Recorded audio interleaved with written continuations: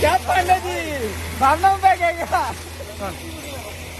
हर हर महादेव। आज शिवरात्रि का दिन है।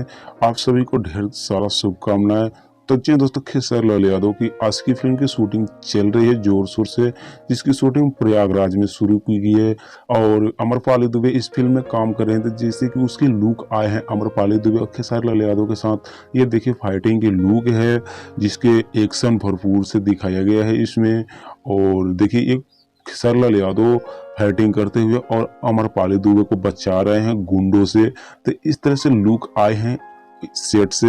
और मैंने इसका वीडियो भी डाल चुका हूं, आप लोग में शुरू में ही देख चुके होंगे कि खेसारी लाल यादव किस तरह से फाइटिंग कर रहे हैं अपनी फिल्म की आशिकी में। तो ये देखिए दरोगा इनको ले जा रहे हैं इंस्पेक्टर जेल में। तो जय माता दी, मिलते हैं अगली वीडियो में। आप लोग को अच्छे लगे तो मेरे चैनल को सब्सक्राइब करिए, वीडियो को लाइक कीजिए। जय माता दी।